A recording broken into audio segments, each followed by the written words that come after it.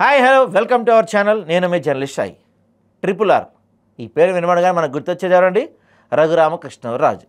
గత 5-6 ఏళ్ళుగా మస్తు పాపులర్ అయ్యండి. ఆయన ఒక సీఎం స్థాయిలో సోషల్ మీడియాలో కానీ మెయిన్ స్ట్రీమ్ మీడియాలో కానీ ఫాలోయింగ్ ఉంటుంది. దానికి ఆయన బయటికి చెప్పకపోయినా మనసులో మాత్రం ఖచ్చితంగా జగన్కి థ్యాంక్స్ చెప్పుకోవాల్సిందే. ఆయన జగన్ మీద ఒక్క మాట కూడా అనలేని స్థితిలో ఆయన మొదటి ధైర్యంగా ముందుకు వచ్చారు. జగన్ 151 సీట్లతో గద్దెనెక్కిన తర్వాత ఆ తిరుగులేని మెజార్టీ ముందు ఆయన ప్రపంచం ముందు చాలామంది మౌనం వహించారు. మరో 2 టర్ములు రాజకీయంగా సైలెంట్ అయిపోవడం బెటర్ అనుకున్నారు అందరూ. అయితే ఆ సమయంలోనే మన ట్రిపుల్ ఆర్ జగన్కి వ్యతిరేకంగా గొంతెత్తారు.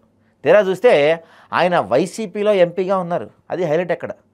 రఘురామకృష్ణరాజు కాంగ్రెస్తో రాజకీయాలకు తెరచాటుగా ఉంటూ వచ్చారు. ఆయన వైఎస్ఆర్ సహా రాజకీయాలతో పెద్ద పెద్ద పరిచయాలే ఉన్నాయి. అయితే ఆయన 2014లో టీడీపీ టికెట్ ఆశించారు, దక్కలేదు. 2019 నాటికి వైసీపీలో చేరి టికెట్ పొందారు. తాను కోరుకున్న నరసాపురం నుంచి ఎంపీ అయ్యారు. తొలి 6 నెలల్లోనే జగన్తో ఆయనకు చెడింది. అంతే, అక్కడి నుంచి ఆయన ఢిల్లీ వేదికగా రచ్చబండ పేరుతో ప్రతిరోజు భారీ ప్రోగ్రాం నడిపారు. అలా జగన్ మీద నెగిటివిటీకి బీజం వేసింది ఆయనే. ఇక రఘురామ అనే మీడియా ఆయన పేరుని షార్ట్కట్ చేసి పీల్చేది. అయితే ట్రిపుల్ ఆర్ ఆ తర్వాత కాలంలో బాగా పాపులర్ అయిపోయింది ఆ సినిమా వచ్చిన దగ్గర నుంచి. ఎందుకు ఆ పేరు పెట్టింది ఎవరంటే టాలీవుడ్ దర్శకుడు రామ్ గోపాల్ వర్మ అంట. ఆయన రఘురామ్ మీద ఒక ట్వీట్ చేస్తూ ట్రిపుల్ ఆర్ అని ఫస్ట్ కోట్ చేశారట. దాంతో అది చాలా వేగంగా జనాల్లోకి social media main stream media అంతా కూడా క్యాచ్ చేసేసారు.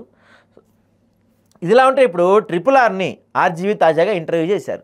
ఇప్పుడు అది నెట్టింట వైరల్ అవుతుంది. ఇందులో చాలా విషయాలు రఘురామ్ పంచుకున్నారు. ఈ సందర్భంగా ఆయన ఒక ఫెయిల్యూర్ పొలిటీషియన్ అని చెప్పుకున్నారు. తన రాజకీయ జీవితంలో సాధించింది ఏది లేదని కూడా చెప్పారు. తాను ఎంపీగా గెలిచిన తొలి 6 నెలలు బాగా ఉందని, ఆ తర్వాత తన సొంత నియోజకవర్గంలో కూడా వెళ్ళలేని పరిస్థితిని గత ప్రభుత్వం కల్పించిందన్నారు. ఇక తనకు 2024 ఎన్నికల్లో కూడా చివరిదాకా టికెట్ దక్కలేదని గుర్తు చేశారు.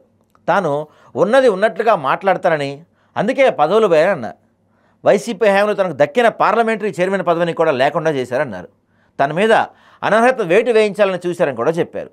తనని కష్టంలోకి తీసుకొని నరకం చూపించారని కూడా చెప్పారు. ఆ టైంలో దాన్ని ఏకంగా ఆయన అదొక పునర్జన్మని కూడా చెప్తారు. ఆనాడే తనలో కసి పెరిగిందని, అందుకే రాజకీయాల్లో కొనసాగుతూ వస్తున్నానని ఆయన చెప్తున్నారు. ఉచిత పథకాలు ఓట్లు తేవు అని ట్రిపుల్ ఆర్ సంచలన వ్యాఖ్యలు చేశారు. యూపీలో 2 సార్లు వరుసగా సీఎం అయిన యోగి ఆదిత్యనాథ్ ఒక్క ఉచిత పథకం ఇవ్వలేదు. 3-4 సార్లు ఒడిశాలో సీఎంగా గెలిచిన నవీన్ పట్నాయక్ కూడా ఉచితాలు ఇవ్వలేదని చెప్పి రఘురామకృష్ణ అన్నారు. ప్రభుత్వాలు ఉచితాలకు ఓట్లు వేస్తారనేది ఒక అపోహ మాత్రమే.